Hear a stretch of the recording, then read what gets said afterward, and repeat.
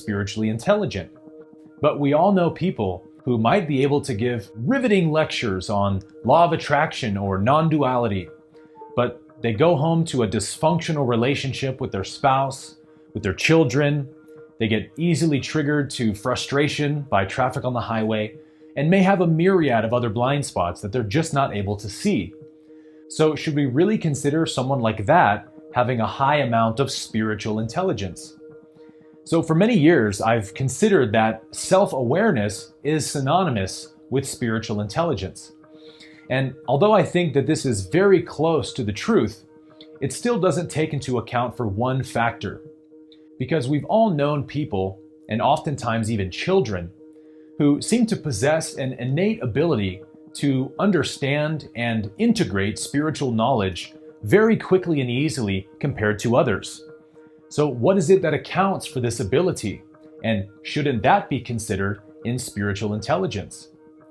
In the same way that part of your IQ score is determined by how quickly you're able to come up with an answer, the rate at which one is able to integrate self-awareness should also be considered in spiritual intelligence. So the conclusion I've come to after many years of thinking about this is sort of a combination of these two factors, and I'd like to present you with that definition now. Spiritual intelligence is the capacity that one possesses for self-awareness and integration.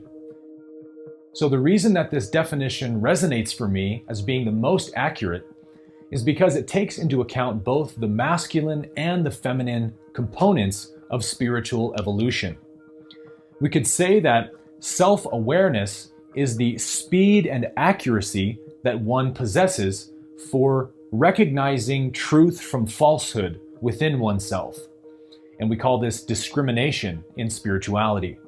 But integration is the speed and accuracy one possesses for embodying that self-knowledge. For example, two people might both become aware of the tendency that they have of not really being present with people in conversation, but sort of steamrolling over them and talking over top of them. So person number one might be able to integrate and embody this new self-knowledge within a matter of months, whereas person number two might take 3 to 5 years to do the same thing. So self-knowledge is not conceptual, but intuitive. It cannot be taught through language. It can only be learned through direct experience and intimacy with oneself. So for this reason, I say that spiritual intelligence is the capacity that one possesses for self-awareness and integration, the masculine and the feminine. So what are the different levels of awareness and integration that we move through as we raise our SQ? Do they follow a certain order or pattern? Or does everyone move through them in an entirely different order? Thankfully, ancient masters from the East, of Hinduism to Buddhism to Taoism, have been answering these questions for thousands of years. And so by studying and pulling from these different systems, as well as the science of human brainwave states, the 7 energy centers as described in the Law of One, and the map of consciousness from Dr. Hawkins, I've put together what I believe is a very reliable and comprehensive map of spiritual intelligence.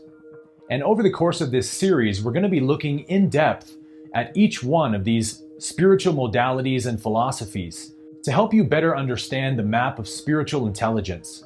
And those consist of the 2 polarities, the 3 gods of consciousness from Vedantic Hinduism, the 4 bodies of consciousness from Vedantic Hinduism, the 5 brainwave states as understood by modern science, the 6 vikaras from ancient Buddhism, and the 7 energy centers as described in the Law of One. So here is what our sort of standard IQ chart today looks like. Now, there are, of course, people who've measured IQs well over 200, but those are very rare anomalies. So for practical reasons, the chart stops at 200.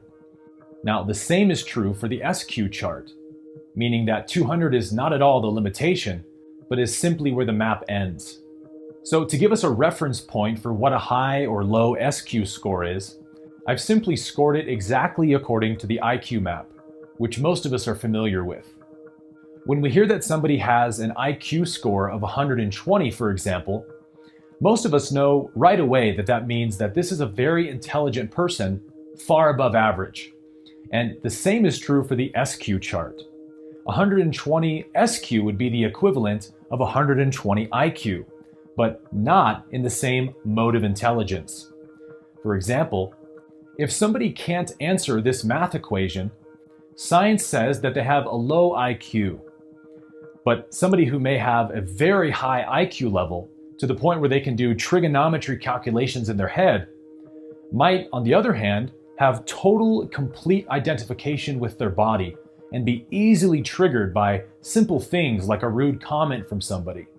But as we can see on this version of the SQ chart, I am the body represents the lowest level of spiritual intelligence. And I believe that this is the underlying problem that humanity currently faces.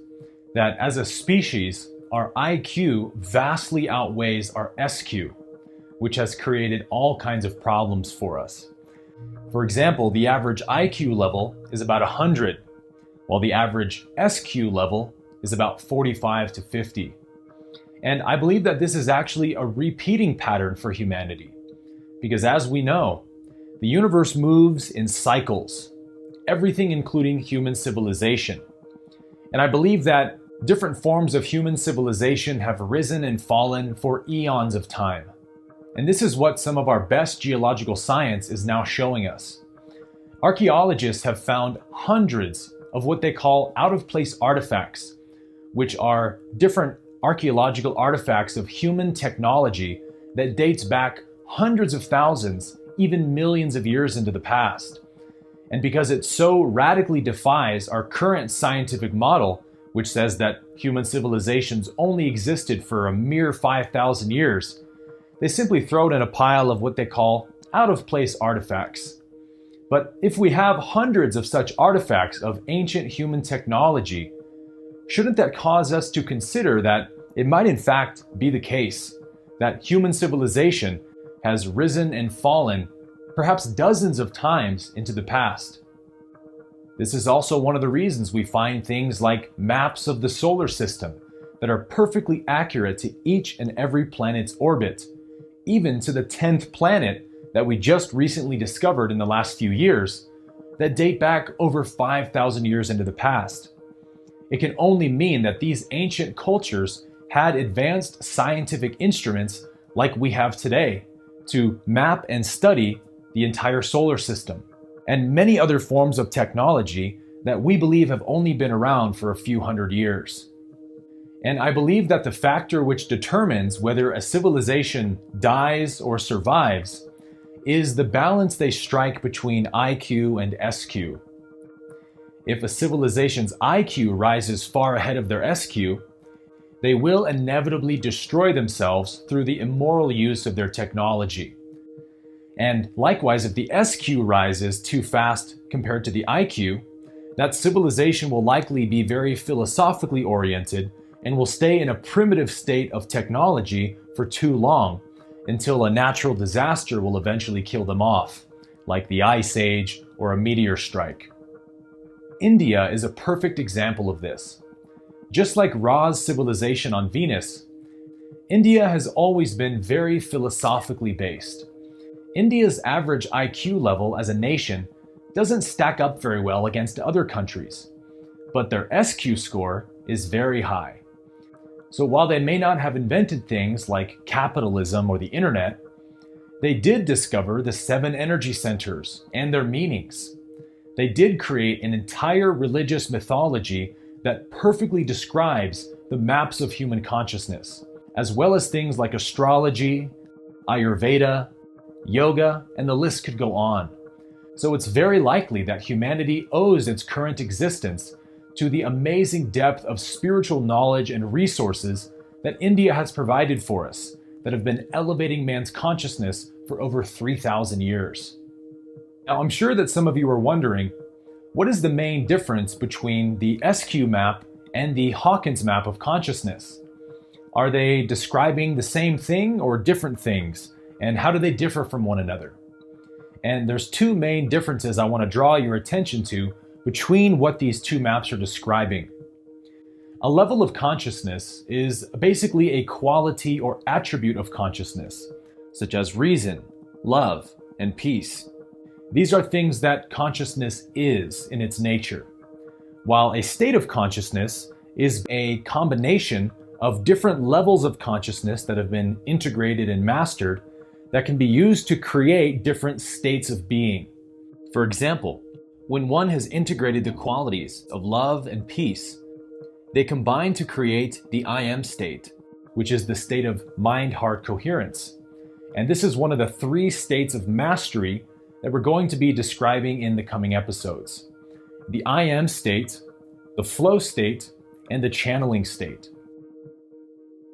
So a level is what consciousness is, whereas a state is what consciousness does.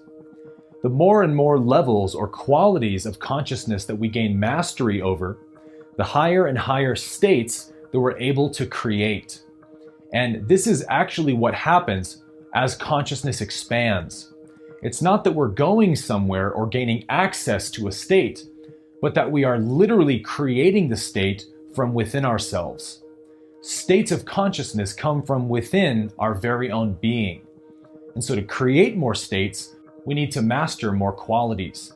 And this is the first main difference between the Hawkins map and the SQ map. The Hawkins map of consciousness is essentially a measurement of how much energy one's consciousness is producing. And that's why it can be calibrated using the muscle test. When you calibrate someone's LOC, you're basically just asking the field to measure how much energy their consciousness is producing in this moment. So the next question is it possible to be at a